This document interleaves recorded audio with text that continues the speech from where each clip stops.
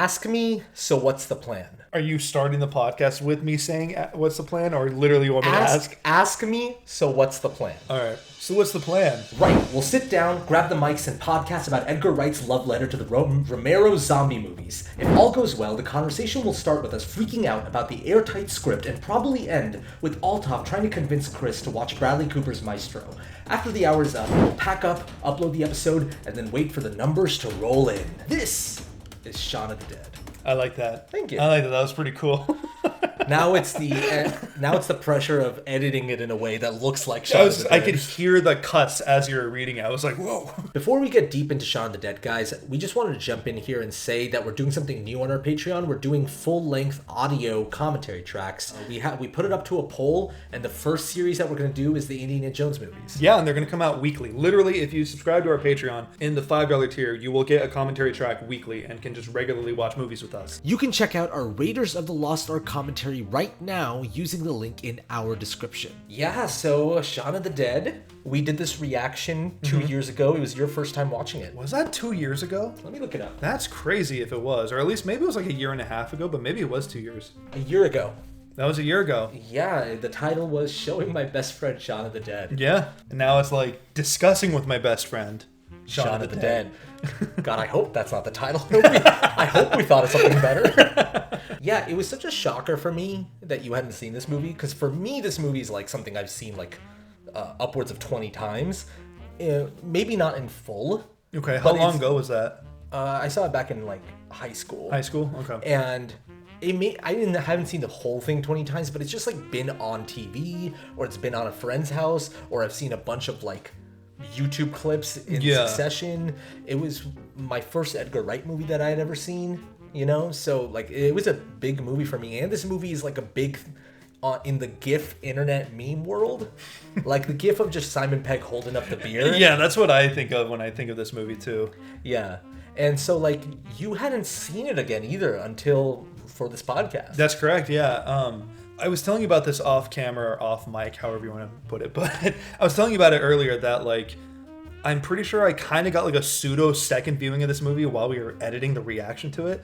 Because it's like a weird thing when you finish shooting a reaction and we come back to it to the edit. You get like another walkthrough of the whole movie. Yeah. And you pick up on plot points you missed or things you misinterpret. Which is the reason why, like, usually after I'm done editing a reaction, I'm sick of the movie. Exactly, yeah, I know. Making the thumbnail for it, titling and all that stuff. We invest like 2 weeks straight into purely that movie. Yeah. But, I haven't rewatched this movie since. I loved it still the second time around watching it. Yeah, I mean it's a highly enjoyable movie to watch. Like, and it like it's a movie that's kind of like, it feels like almost strategic how it was made for a rewatch. Yeah. Oh yeah. There's like this kind of cyclical nature to the movie where like it's like almost like an old like fucking, oh man, what's the name of the director? I'm gonna sound stupid. The Apartment. The Apartment, Billy Wilder. It feels like a Billy Wilder movie with how tight the script is. Yeah. It's like every line is made to be paid off. Exactly. The script is practically vacuum sealed and saran wrapped and like all the way to that airtight snack. Like what's the hog snack? Like what's that snack that they have at the bar? Oh yeah, I don't know, some British snack. I don't remember. I'll put the name of it in the bottom text right here, or like the editor will. Yeah. But I remember toward the beginning of the movie, Nick Frost's character Ed just throws it at him and it lands on his face. And then closer to the second act of the movie, when they're all in the bar at the Winchester again, when everything's gone to shit, and they're all be like, will Shaun come back? And Ed's like, oh, here's a few snacks, hogs, and then Shaun catches it. Yeah, that's true. I didn't even think of that as a payoff. Every little thing. I know, that's so crazy. I mean, like, even down to like the small details, and we can list off like everything that comes back, right? We can go on forever about this. If we listed off everything, just to be clear, we won't do that the whole time. But I remember noticing, especially like in the opening credits too, like how many of those characters that you see working their mundane jobs come back as zombies. I remember like that's something I didn't even like, with how many times I've seen the movie, I didn't even catch when we were doing the reaction until like people in the comments were like, look at those zombies, they've all come back. The two things that I remember we got goofed on for in the comments were, one is me calling it a cricket paddle instead of a cricket bat. We still, a year later, get comments on which that. I'm like, all right, fair enough, I'll take it. You know, I know now, cricket bat. There's some things like in our past like reaction videos that will never, like, people will always hold on to for us. Yeah. I remember in Spaceballs, a specific one was I cut out a joke that people still quote, and it's the one where they're like combing the desert, and I cut out the punchline where I ain't found shit, and it's like the pick, and I cut it out for reasons I don't even remember anymore. Yeah. But people still quote it, people still get mad that I cut it out, and I'm just like, guys, come on, please, just let it go. But yeah, that's what it is. It's what you live with. It's the golden handcuffs that we've tied ourselves to. Yeah, exactly. The second thing I remember we got goofed on for was me not noticing, maybe not just me, but both of us not noticing, when Nick Frost says, "We're coming to get you, Barbara." Oh, which is from Night of the Living Dead. Yeah, that was from the opening or the beginning of Night of the Living Dead. Because I think I mentioned that I loved Night of the Living Dead. Well, and people in the comments were like, you say you love Night of the Living Dead, but you didn't notice that line was a reference. And to be fair, that is a pretty obvious one. Fair enough. Yeah, but also, to be fair on us, you and I both saw Night of the Living Dead on our own for the first time together. Yeah. We'd only seen the movie one time. Yeah. Well, I watched it once on my own in high school. Oh, did you? A while back, yeah. That was your first time watching it, not mine, when we watched it separately. That is, I'm ashamed of this, but that's the only Romero zombie movie I've seen. Mm-hmm. Have you seen the other ones? No, I've seen, this one's kind of random, but I've seen Diary of the Dead. Have you heard of that one? No. That one was made in 2008, somewhere around there. Right. It's like a newer George A. Romero movie, and it's a found footage zombie movie. But I haven't seen the obvious ones, though. I haven't seen, Dawn of the Dead or Day of the Dead. I've only seen Night of the Living Dead and Diary of the Dead. I'm embarrassed to say that's my George A. Romero filmography that I've seen. Something about Romero that's very impressive to me, because he obviously, some would say he invented the genre. Oh, yeah, he basically pioneered the like you said, the genre of the zombie movie being treated like an outbreak that people have to survive. And the style of where the zombies are, how the zombies are shown. I just kind of wish there was a filmmaker today that was so dedicated to making one type of movie in different ways, like the way Romero was to zombie movies. Yeah. I think the closest we have right now is the way Rian Johnson's totally committed himself into making murder mysteries. That's true. Where Knives Out 1 and 2, and then you have Poker Face, which is the series. Yeah. And I'm he's making 3. He's writing Knives Out 3 right now. He found his thing. Yeah, I think. And I kind of it would be amazing to see other filmmakers just pick a genre and be like, this is what I'm doing now. Yeah, exactly. I guess James Cameron has the Avatar. I think what's so cool about Shaun of the Dead in particular, going back to it, is it very clearly understands zombie movies. Because George A. Romero is not only known for making zombie movies, but he had something to say with them too. Because zombies are kind of they're a metaphor for society being the scary thing. Yeah. That's kind of the nature of what zombie movies are. There's something to say about it. I haven't seen Dawn of the Dead, but I do know the whole kind of satire element of it is they're all in a mall full of zombies. And it's kind of meant to be kind of a sarcastic take on consumerism and materialism. The idea of the shopping mall is full of zombies. Yeah, and Shaun of the Dead is very much from the opening credits, the way humans are living very mundane lives. They're doing the same thing. They're not really focusing on anything else but what they're up to. Mm-hmm. They're living kind of like zombies already. Well, they show that in the opening credits where you just see people sitting there blankly on the bus and working. And I think what's so cool about Sean's journey emotionally is it's a zombie movie about a man coming back to life. You know what I mean? Yeah, that's my favorite part about this movie is that usually in an apocalypse, it's kind of a moment for people to just be like, fuck it. I'm gonna, my old life doesn't matter. I'm just gonna become a new person or whatever. And he uses this opportunity to get his shit together. Yeah. He makes it a plan on the whiteboard the night before, right? He was just get Liz back. He makes a plan to get his life sorted out. And the next day, he doesn't falter from that plan, even though the world's changed. Yeah, well, all the drama, it builds off of the drama in the opening before the zombie apocalypse hits, which is what's so cool about it. Even down to the small stuff of the mom getting bitten. And I don't want to jump around the chronology of the movie so much, but down to well, the mom gets bit during the apocalypse. Well, what I'm saying is towards that scene when David's getting ready to shoot the mom, all of their arguments are about stuff that happened in Act 1. That's what I'm saying, is all the zombie drama builds upon Act 1's drama. Yeah, you've seen all the stuff that they're arguing about. Nothing's off screen. Yeah. And I have a quote right here that kind of jumps off what you said about this movie and also the Romero zombie movies always have something to say about like society. And Simon Pegg had a quote like when this movie was coming out. In an interview, he said about the zombies in Shaun of the Dead and what they were trying to do, of just like, they're not monsters, they're us. There's no moral agenda behind them. They're human beings at their most basic. They're feeding and breeding. That's all they're doing. Yeah. And they're terrifying for that, not just because they're dead, which is our greatest fear, obviously, but also because they show us that we're just animals and actually we're more scary. Yeah. I mean, it's very true. I mean, I think... Just to wrap that up, that movie has a message that's that real and grounded like that, and it's the same movie that does a dumb fart joke.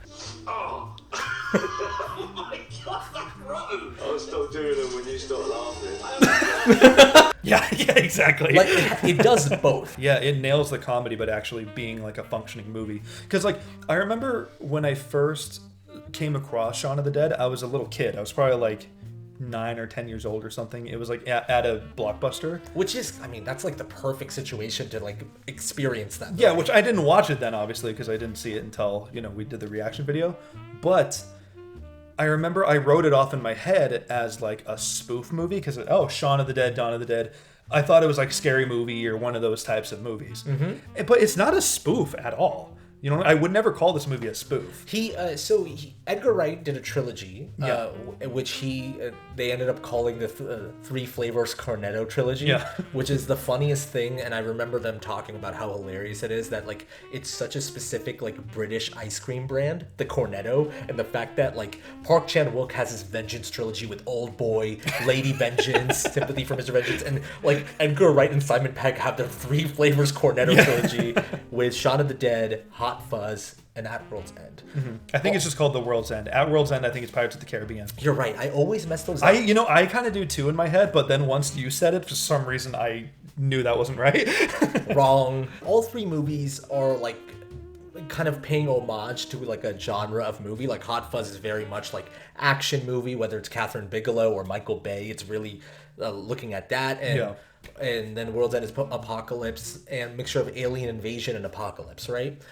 I think Edgar Wright said in an interview once, he's like, I'm not trying to do a parody or a homage. It's more of just like, it's very much a love letter. I'm trying, when he makes Hot Fuzz, he's trying to make an action movie. Well, but he's infusing it with his style of comedy. And we can get to this later, but I think that's genuinely what makes him, for us, like our modern version of what Mel Brooks did. Yeah, for sure. I remember we talked about that briefly when you're leading up to this podcast. Is like, I remember I said like that Shaun of the Dead understands zombie movies the same way Young Frankenstein understands Frankenstein. Yeah, it was such a great take, and I think you could look at Blazing Saddles the same way. Like Blazing Saddles is about those two guys. Yeah, you know what I mean, and it also functions as a Western, and then the third act goes like bonkers. Yeah, it does. I just laugh when I think of that third act. But it still understands the genre it's working in, and it has these beautiful vistas and like these establishing shots that you would see in a John Ford movie, And maybe I'm overstating it, but I think that's kind of what you and I love so much about Mel Brooks. But that's so why these movies work so well. It's still a proper zombie movie. Yeah, it has like a real character arc. It also has real stakes, like characters you don't expect to die straight up. I mean, we'll talk about it, but Barbara's death, like Sean's mother's death, is very effective. It's a devastating scene. The way she dies, too, the way she, like, kind of freezes up and everything, it's, like, kind of haunting. Like, it's so impressive how they did it. Yeah, and same with the stepdad, too. I forget his name. Philip, yeah. But right before he dies, how he kind of looks at Sean, he's like, it's not easy being a father. Yeah. And I really tried. And you can see like Sean kind of like it hitting him emotionally. Oh yeah. Simon Pegg like kills it. He is so good in this movie. So Simon Pegg and Edgar Wright, obviously, they wrote this movie together, and they've been working together since Spaced, which was Edgar Wright's TV show that he did. But also something interesting about this is that this is the movie that J.J. Abrams and Tom Cruise saw and wanted Simon Pegg for Mission Impossible 3. Oh, that makes sense. Okay. Because they're like, oh, this guy can do both. This guy can bring like levity and like a lot of comic timing and also do action. And drama too. He knows how to actually bring it when he needs to. And did you know he was in Doctor Who, by the way? Simon Pegg? Yeah, he was in like season 1 Doctor Who. He was a villain. That guy has been in like every nerd's dream. Like, he's been in Star Wars, Star Trek, Doctor Who. He just weasels his way into all of them. Does Mission Impossible. But he was in, like, old school Doctor Who. Like, I think it was before Shaun of the Dead came out. It was, like, you know. Did he have, like, a bit part or something like that? He was, like, the villain of the week. You know? Wow. So he was in one episode, but he was the villain. He was the villain of the week. That's so much fun. If you're a Doctor Who fan, I bet that must have been like. Yeah.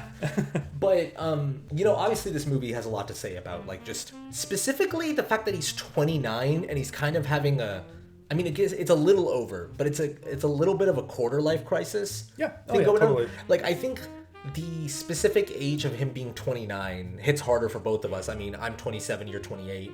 And I think, like, when you're younger watching this movie, you think 29 is like an old age, you know what I mean? But there is a specific level of crisis that you have around this time where you're just like, I now should have my shit together. I know, that's the thing. Now is the time where I can't, like, lollygag and I can't figure it out. Like, you've had time to think things through. You've been an adult for over 10 years now. And it's very weird to think about. It's that specific line that, like, I forget where it was, but... Oh, yeah. He says he looks at, like, that annoying employee. Yeah. Where, like, the guy just takes a phone call in the middle of, like, Shawn giving a brief to all the other workers. And he's like, listen, I don't want to be here forever. And he says, I got things I want to do in my life. And he just looks at him like, when? Yeah. You know, I got things I want to do in my life. When? Oh, damn. Jesus, damn. It's so cutting. Line. I know. And it's so true. Like... I've worked jobs where it has a variety of ages from teenagers to, like, people in their 30s. But you know that feeling, and I know this feeling too. You know that feeling of being the older one there? Yeah. And, like, seeing, like, 17, 16-year-olds working, and you're just like, oh, man. And we've also all worked with, like, disrespectful 17-year-olds that think they know all their shit, and you're like, oh... You just wait. It's gonna hit you too. You're gonna be unhappy like me. But then you think to yourself, "Oh shit, we're getting paid the same amount of money." I know. It's such like a devastating feeling of knowing, like, oh, you have the upper hand because you're young. Yeah, and I, again, going back to the whole, like, him having to figure his shit out during an apocalypse is very key, because, like, the funniest part about this movie, and I think the most innovative part about it, is the fact that, like, these two guys, Shawn and Ed, don't even realize that they're, like, in the middle of an apocalypse until later. Yeah, of course. And I remember, like, Edgar Wright told a story of, like, that was kind of based on his life. There was a time where, like, the foot and mouth epidemic, the foot and mouth disease, it's coming from cows and everything, was happening, and it was, like, big, and people were, like, burning cattle, you know what I mean? Because it was so infectious. Yeah. Edgar Wright said he was just like, I just missed that because I didn't, like, watch the news or whatever, and I just didn't know that was happening, and I opened up the news one day and they were, like, burning cattle, and I'm like, oh my god, like, how the hell did I miss this? Do you remember Jared Leto coming back from his, like, retreat or whatever it was and finding out about Honestly, COVID? Like, that happened, that was, like, kind of made my week, in a week that would have been so horrible because I was during March 2020. Yeah. And I remember just reading the news of Jared Leto comes back from month-long silent retreat, shocked at COVID. I'm like, that's amazing. You can't write shit like that. Oh, he came out with, like, a statement saying, I was shocked to find the world, like, a different world than when I left, or something like that, but... It was so awesome. Anyways, it felt like a BoJack Horseman bit, where it was like... Yeah. Oh, yeah, perfectly missed it, but yeah, like, Edgar Wright saw that, he was just like, it would be so funny to have these two characters that are so, like, caught up in their own shit, and they're really, like, just coasting through life, and they don't even realize the world's burning. Yeah, I know. They're a little late to that party, but it weirdly benefits them, though. They, like, if they were in the loop, they might have died a lot sooner. And it's such a brilliant way of doing exposition too, of, like, how he's flipping through the channels. And it's genius. It's both funny and giving you some information and adding the tension to the moment of, like, there's an apocalypse forming and he doesn't even know it. Yeah, like when he's talking to that girl, I forget her name, but the one that comes back at the very end. Yvonne, yeah. When he's talking to her, how he's, like, trying to yell because all the sirens are whizzing by them and they're not noticing that it's... How are you doing? Surviving. Yeah, exactly. And then comes back in a beautiful way. There's a great video by Every Frame of Painting about, like, Edgar Wright and how good he is at visual comedy. and he talks a lot about Shaun of the Dead and Hot Fuzz and stuff like that. Sure, yeah. Highly recommend people check that out because it teaches you a lot about how comedies are filmed nowadays versus like a cinematic way to show comedy, which if you watch Chris and I on our reaction channel, that's the thing that we kind of just are like praising. That's what we freak out over when there's like, you can still feel filmmaking in comedy. I mean, like, even, you know, I don't want to just list off every tiny little thing in this movie, but like, I also love in the opening how you see his feet step into frame and it's like shambling like a zombie, then it pans up and you just see he's yawning in the morning. Oh yeah, it's like just building that tension because it's like it knows its audience knows what types of movie it's about to watch. 100%. Like, well, all the like, I listed some stuff that I really liked, like the hand popping into a frame when he has a phone call for him. Yeah. Like how he's just like, here, a phone call. And it's just like a funny way to show it. But then in Hot Fuzz, they repeat that same gag when he's talking to the general and a person was like, cake? And it's a slice of cake. He's like, no thanks. And the guy just... Hot Fuzz, not to just keep talking about it, Hot Fuzz also had this great bit where he's talking to his ex played by Cate Blanchett. But the thing is, they're all in a house and they're all forensic scientists, so they're all wearing a mask. Oh, okay. So he thinks he's talking to his girlfriend. Oh, I remember that. Yeah. And it's also Cate Blanchett, but she's in a mask the entire time. Anyways, it's a lot of action comedy as well, right? But the comedy doesn't stop the action, it drives it. Yeah. Oh, yeah, absolutely. They complement each other, not complicate each other. That's always like the thing. You know, I like to say, like, I should complement, not complicate. A great one is when they're throwing records at the zombies. Yeah. Like, they're picking which one to use, and they're like, oh, no, not this one. Batman soundtrack, throw it. Yeah, exactly. Or, obviously, like, the famous is the Don't Stop Me Now scene, too. And that's, you know, when you can feel the little seeds being planted for what would end up becoming Baby Driver. You know? Yeah, which I think about, because I remember Baby Driver, when he was promoting it, he was talking about how he had this idea for 20 years. Yeah, so he's like, let me just try out this type of scene.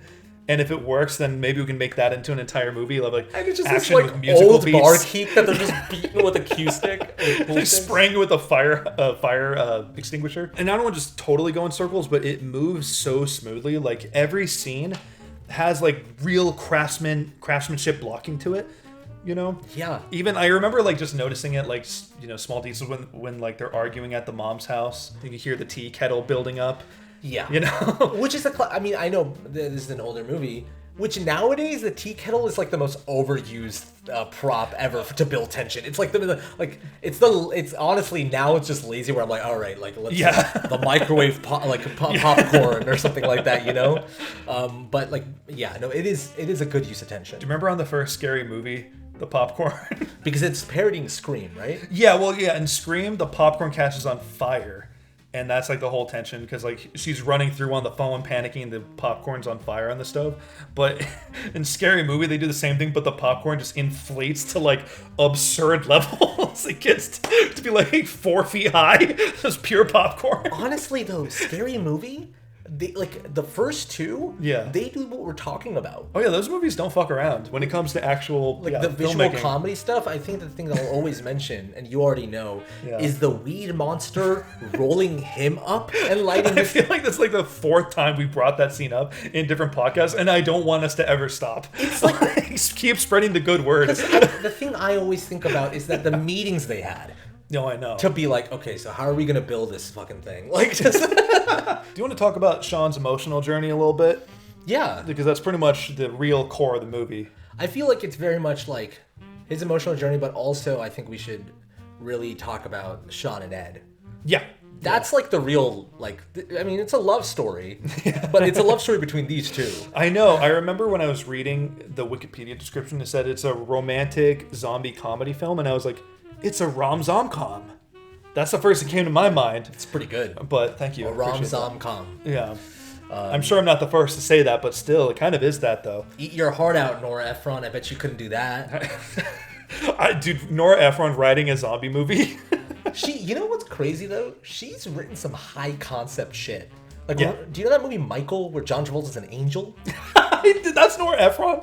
Yeah. I know that because you know what? And it's bad. It's not good. I've seen trailers to that movie on some VHS I used to own. I do not remember what VHS it is, but I remember seeing the trailer to it. You know, like, I don't know if you ever had that as a kid where you watch movies on VHS and the trailers you just remember. I have some Blu-rays where they'll show, like, trailers for movies that came out in 2000s because the movie came out in 2000s. Yeah, exactly. I think maybe it was, like, I think it was to Batman and Robin, if I remember correctly. I watched that movie a lot on VHS as a kid. That you saw the trailer to Michael? Yeah. Yeah, so she made some wild shit. So I wouldn't count her out of that. Yeah. I mean, she's not with us, unfortunately. But Yeah, but it would have been in the realm of possibility. Yeah. I can see that. But with that being said, I think Shawn is kind of immediately a sympathetic character because you know he's a fuck up, but we all can kind of relate to it to some extent because we're all kind of afraid of being that guy who breaks promises to their loved ones. I think like he is not like Ed. Like if Ed was the main character, we'd hate him like early on. Yeah. But I think that Shawn is not really trying his best, but you can tell he wants to try. Like he wants to be better. The way he's like, okay, I'm sorry. No, like you know what? We'll go to a nice restaurant. You can tell he like wants to be that person, but the work to do it is like not there. It's lost on him for sure. But I'm sure like you and I have both been in positions where like, yeah, I want to do better. I want to be better at saving money. These are all good ideas where I want to be better at saving money. I want to get a better job for myself. I want to treat my girlfriend right, yada, yada, yada. All these ideas are good in your head, but for some reason, you're just like, your body is not letting you do it. Yeah, I think like, especially when it comes to like in romantic relationships, that is, keeping your promises is incredibly important. Or at the very least, I think what makes it cool in this movie in particular, because Shawn doesn't make all the perfectly right decisions the entire way through. He still fucks up. He fucks up throughout, but he tries. And I think Liz sees that in him the whole way through. Where he says at the end, I'm useless, I couldn't even save my own mom. And I literally wrote, like, Liz says, you tried, you did something. That's what counts. Exactly. And that's like kind of the whole movie, which is what Shawn's emotional awakening is, if that makes any sense. A good, romantic partner isn't blind to the fact that life will throw curveballs at you or things will be outside of your control, but they want to see you on top of it and trying. They don't want you to get comfortable and complacent in a bad situation that you don't want to be in forever. Yeah. I want to talk a little bit about like where Ed comes into that picture. Yeah. The conflict of Ed in their relationship is all set up in that opening sequence immediately, like in the bar. Yeah. Just like, no offense, Ed, and Ed's just right there playing games. Playing games. And they're like, none taken. Like, he's just always there in their like private moments. They can never have like an adult relationship because Shawn is too attached to Ed, is the conflict that's set up. Now, it's not all Ed's fault, it's also Shawn's fault, but... Yeah, Shawn makes those choices and still plays a role in it, for sure, That concept is interesting, though, because I know I've had those friends in my life where I can't let them go, but at the end of the day, I also know they're not, like, helping me out in a way. Yeah, it's fair to say I don't think you're that person for me. Like, we're obviously working together, but, like... We're like, along with being best friends, you and I are also growing together. Yeah. But I definitely have had friends like that where I'm like, he's a fun hang, but like, I don't know if he's really helping me out here. Yeah, and I think we all kind of, at least most adults, try to kind of sort their friends like file cabinets. Where you're like, okay, this is my bar hopping drinking friend. I won't actually look to them for like responsible emotional support. He's my Saturday night guy. Exactly. Saturday night guys. That's a good way to put it. You need that file cabinet for your friends. Yeah. And there's nothing wrong with that. Sometimes some people you need to keep an arm's length from them when it comes to that. Yeah. Then there's friends, and I think you and I are with each other that like, these are like the friends for life thing where it's just like, oh, we'll just be there for each other. Totally. Like in the private moments, in the bad, good moments. But not all friends are going to be there for you in the good or bad. But that's okay too. Yeah. Yeah, I think it's like both are on the same page, But also, like, I think the reason what this movie's trying to get at is not that Ed's bad for Shawn, is that Shawn's bad for Shawn.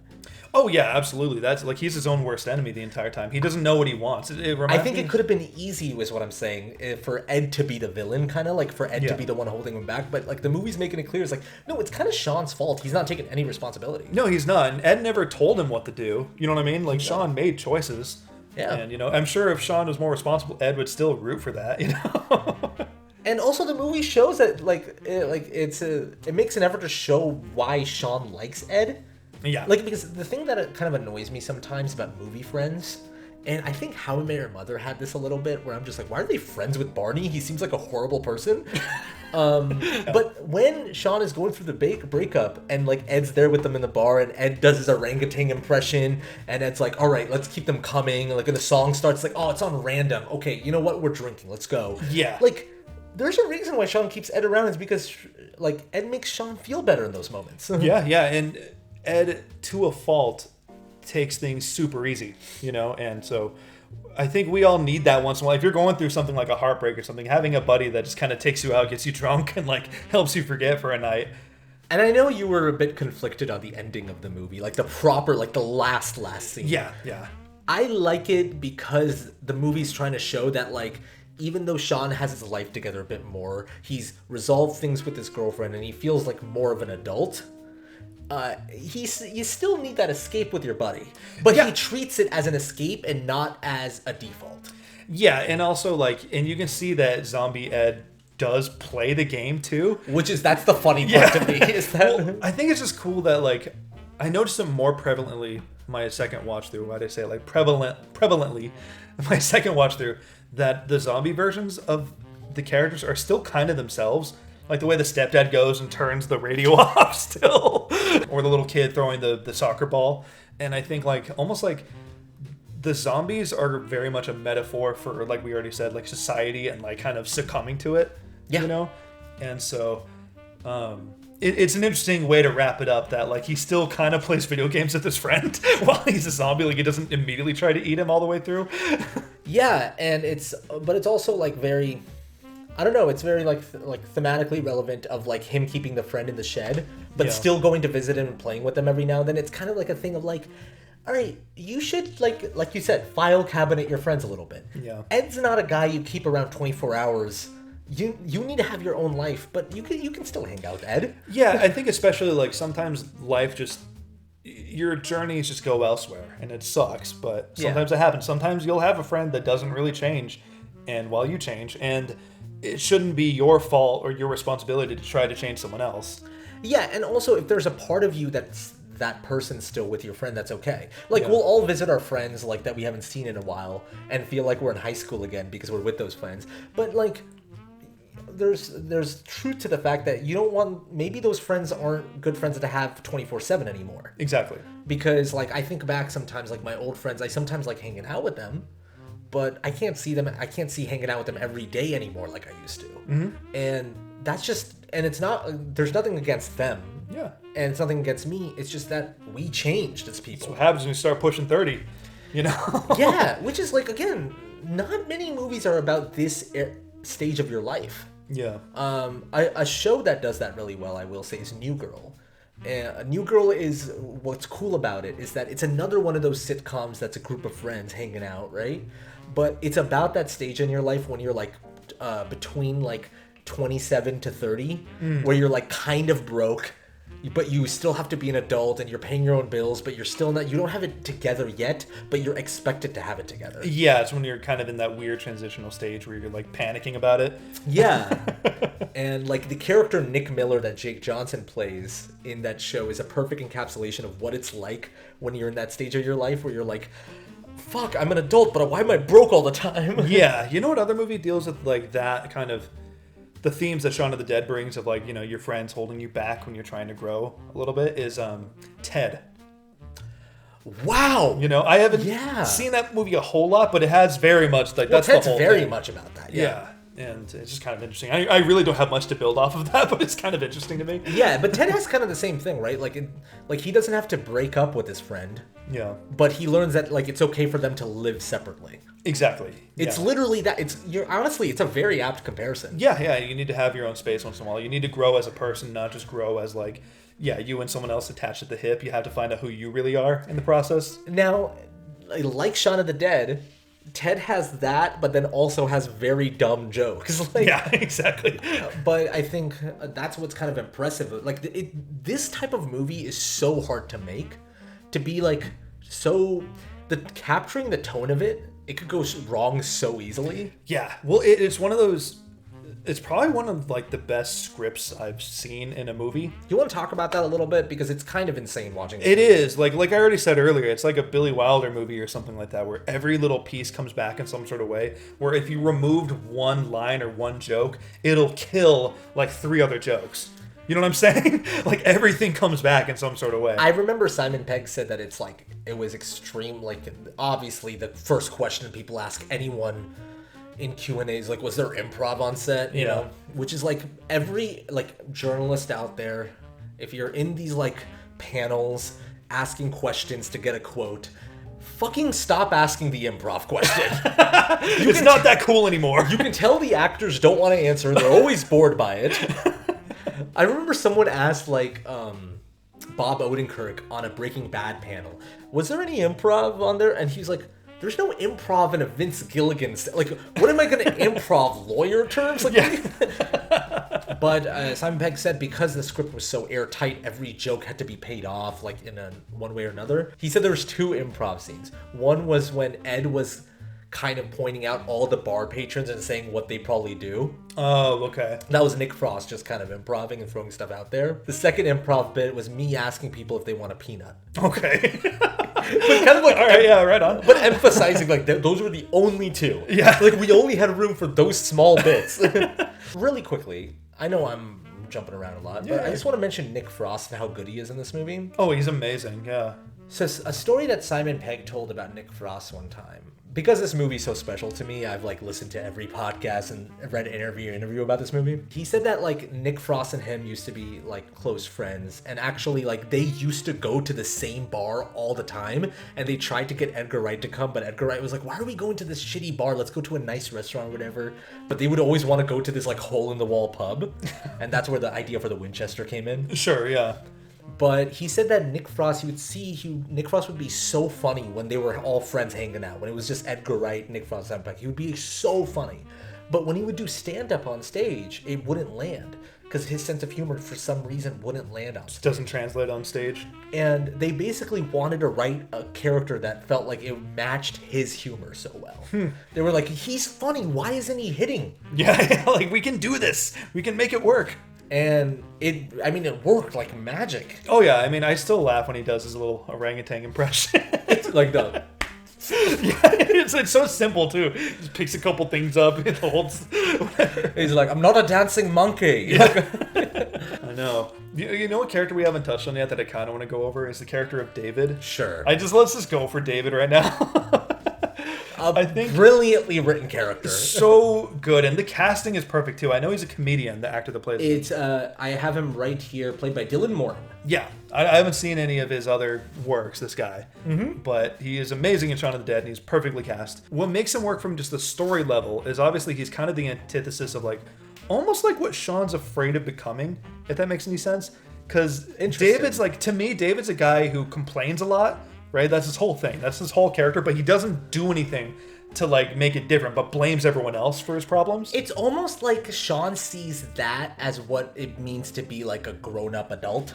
Yeah. Just like, well, I don't want to become a tight ass like him. He sees David, and he also sees Pete, his like roommate, as those 2 guys. Are like, I don't want to. Well, does being responsible, being an adult, mean I become like those people? I don't want to become like those people. Exactly, and I think, David, especially his wings spread, well, lack of wings spread more later in the movie. Like, once shit starts hitting the fan, he's still sitting there complaining, blaming Shaun for everything wrong happening while he's not doing anything himself. He's so believably annoying. Like, when Liz, he tries to go to Liz to, like, apologize about not booking the reservation in time. Yeah, when she breaks up with him. And she breaks up with him, and David just kind of moseys up next to him, and he's like, basically, I'd say your 9 lives were up, Shaun. Get fucked, Four Eyes! Get fucked, Four Eyes! Like, we all just wanted to say that, like, dude.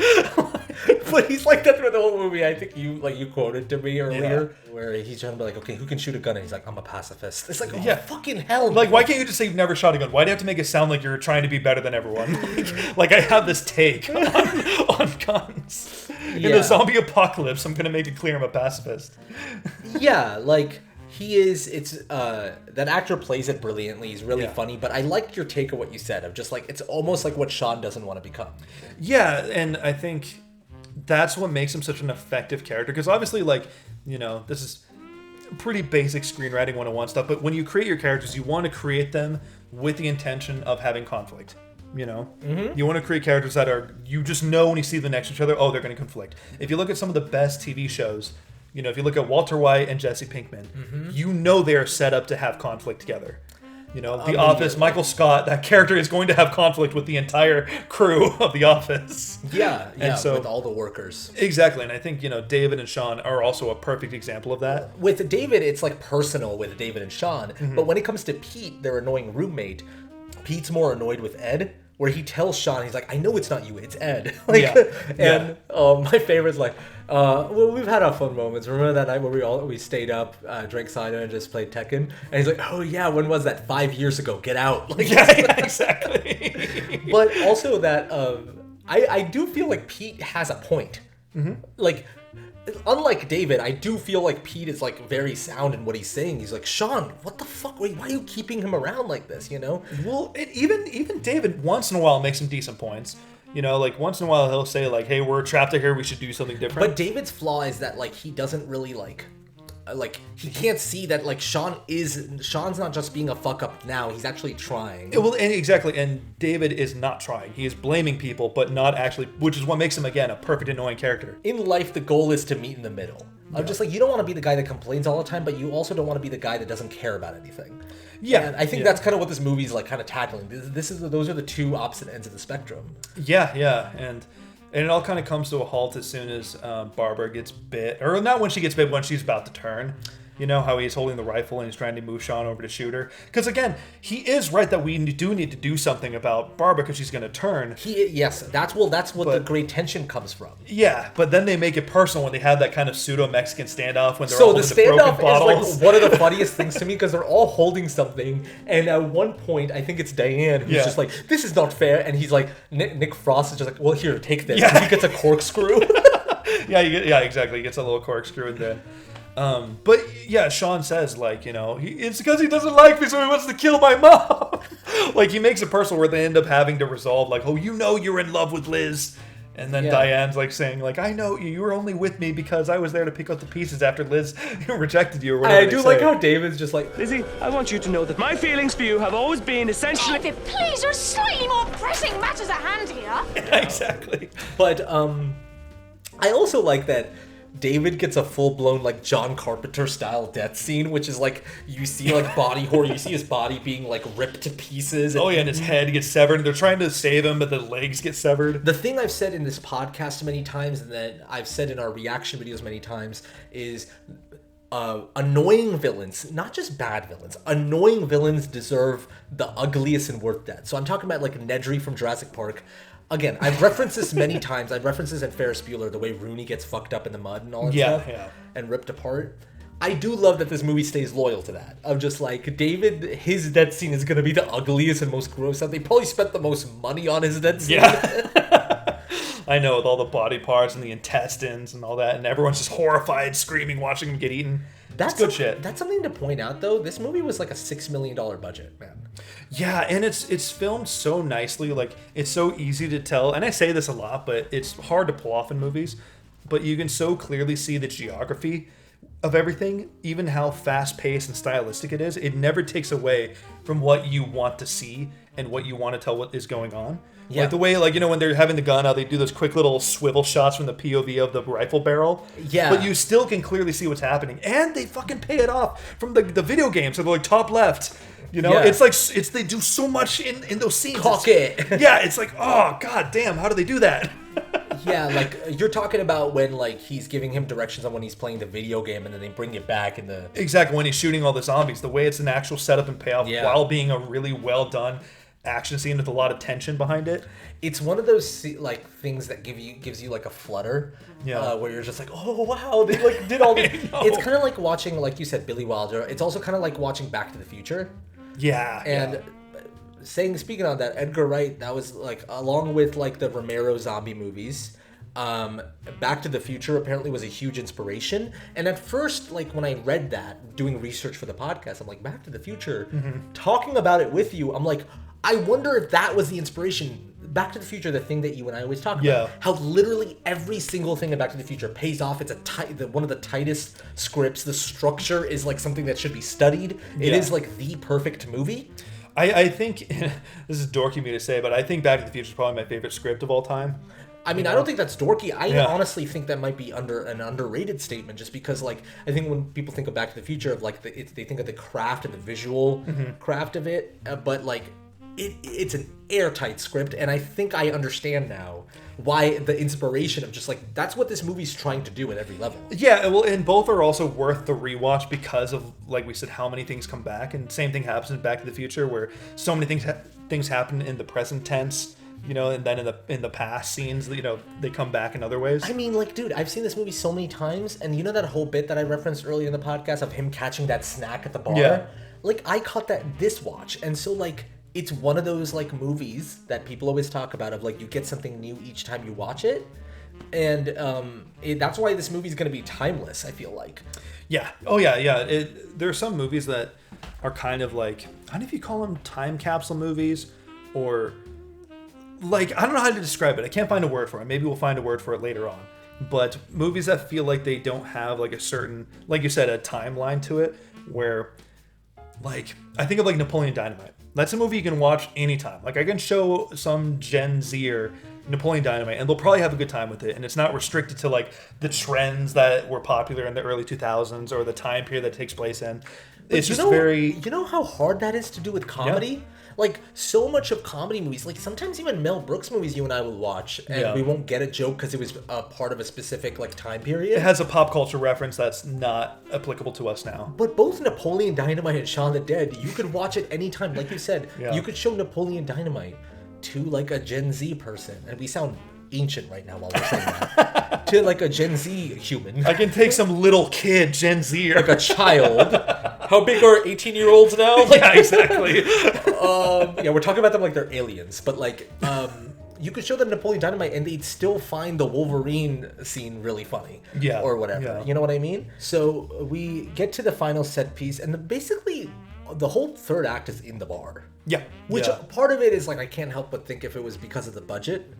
It's probably a combination of that, but also a nod to Night of the Living Dead, too, because the whole third act of Night of the Living Dead is, like, all of them breaking into the house. That's true, and it's mostly inside that one house. Yeah, because you need that, like, I feel like most zombie movies have that third act where, like, their shelter gets compromised in some sort of way.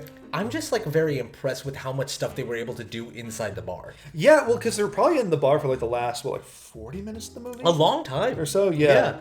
And so they're able to, like, have so much dramatic tension with the standoff, like we talked about. Obviously, Barbara's death happens there. Yeah. But then, like, when it comes to action, it keeps it, like, the momentum going. It keeps the tension going. Yeah, well, it hits the...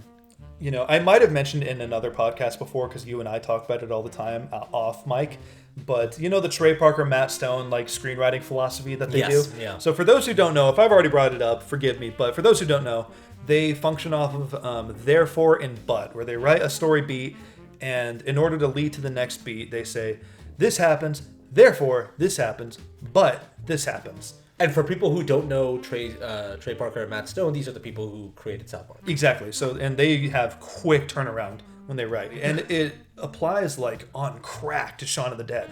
You know what I mean? Down to the small, minute details of, like, you know, Shaun goes to the back to, you know, restore the power, but he sees there's a shitload of zombies right outside the window. Remember when he turns the light on? Yeah. Therefore, go ahead. Which then causes him to go upstairs and be like, we need to figure out another plan because, like, they're downstairs. They followed me here. Exactly. And then he tells Liz, or, you know, basically they need to start being really quiet.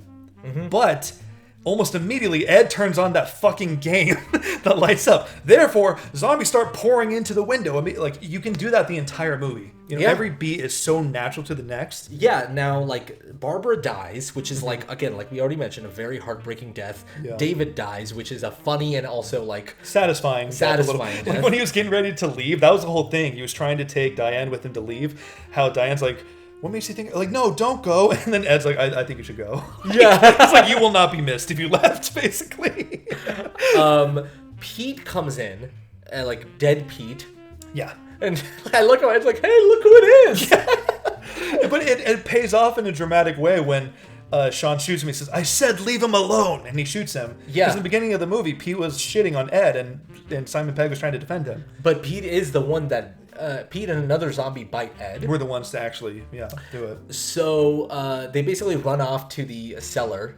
Is it the cellar? Is that what it's called? Yeah, it was a cellar where it's like basically there was the bar, and in the middle of, like, behind the counter was a trap door to the cellar. And that's like a very beautiful scene for both reasons. One is that you get this like kind of final resolution between Liz and Shawn of like Liz appreciating Shawn for, like we already said earlier in this podcast, for actually trying. For taking action to keep everyone safe. Even if people died along the way, you know, Shawn was trying, and they might have all been dead if they just cooped up in the apartment. And it's one of those things of like right when he resolves his arc, he finds a solve to get out of the cellar. Yeah. It's like a beautiful screenwriting thing of just like right when it happens, like, okay, he's able to get out and like he's able to like be free. Yeah.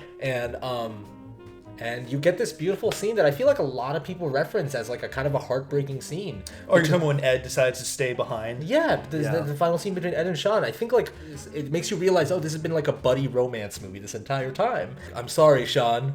No, I'm sorry, Shawn. He's like, oh, that's terrible. Yeah. And it's like, I'll stop doing it when you stop laughing. Yeah, I know. It's like, who knew that? Like it's like what did they say about The Swiss Daniels? Army Man? The Daniels had to say about Swiss I Army just Man. love how you and I do it. Of like when they were pitching the movie. Or do you want to say it? Do you want? Well, when they were pitching Swiss Army Man, the whole thing that they said was just like the first fart will make you laugh and the last fart will make you cry. Yeah, and not spoiling Swiss Army Man, we recommend that movie if you haven't seen it. But you'll know what we're talking about, you know? And, yeah, I mean, this movie kind of does It does the same thing. The first fart makes you laugh, the last fart makes you cry. The way he puts a cigarette in his mouth, lights it up for his friend. Oh, yeah, I know. He's such a champ.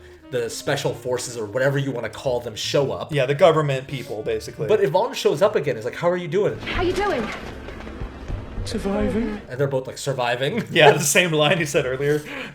Now, a bit that I think we didn't really talk about is, we talked about the news networks channels, Yeah. but how towards the end, that like it shows the news again, but the zombies are like still there, but they're being used now. Yeah, by they're humans. just kind of reacclimating them into society and using them for work, for free labor. Like there's a one zombie that's just putting shopping carts back into. Yeah, well, the you see racks. that 17-year-old come back, too. He's, like, pushing a shopping cart. Yes, You know? and like they're like one of them. Then there's another where there's a reality show where they put meat in front of them and they're crawling.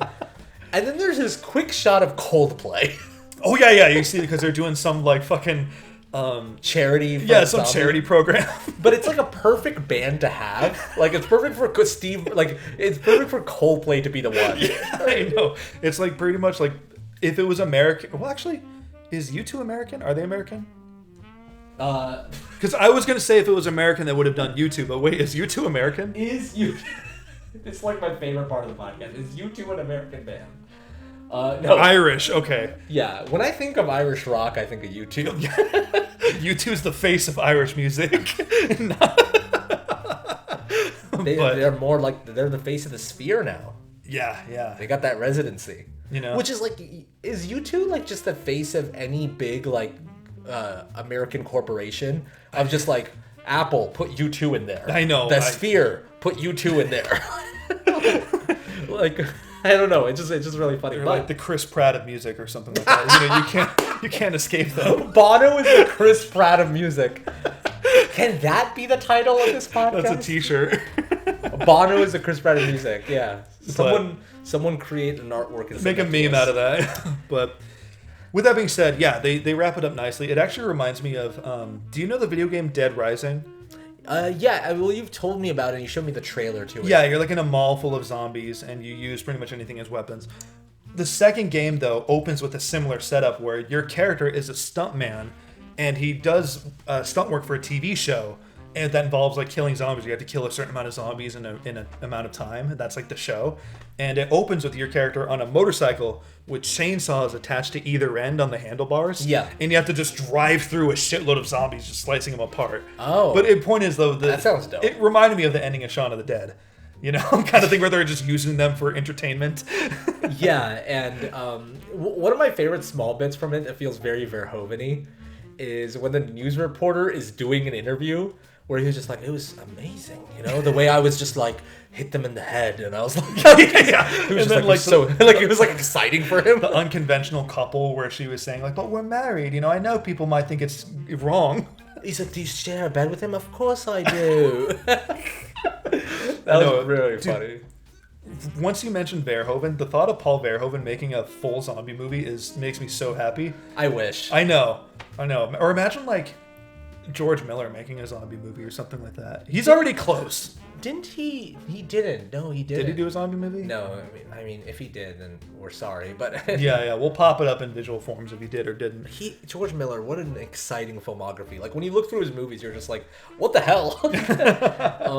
Any like final thoughts on this movie? I would say watching it again rekindled my love and appreciation for it, because I think it emphasizes for us at least the importance of giving the movies we react to a rewatch privately off camera, you know? Yeah, I think like it was Starship Troopers that kind of made me realize that. Like of just like when we did our podcast on Starship Troopers, I was just like, wow, this was a completely different movie than what we originally reacted to. Yeah, and I think with a movie like Shaun of the Dead, because it's so fast-paced and so many things come back, it's very difficult to properly react to it, because by the nature of the content, we have to say things and talk over the movie. So to wrap it up, I'm glad I got to sit down and just watch it without that kind of barrier of being on camera and having to be entertaining at the same time. Hell yeah, man. Just to make it clear for the audience, you have seen Hot Fuzz. Once, probably almost 10 years ago. So in the future, Hot Fuzz would be a good podcast to do too. Yeah, if you guys want us to do it, let us know. Cool. We can't react to it, you know? Okay, we've already both seen it. Okay, well, if that's it, then thank you guys so much for watching. Thank you so much to our patrons for supporting us again and again. We really appreciate you. And last but not least, stay nice, dudes.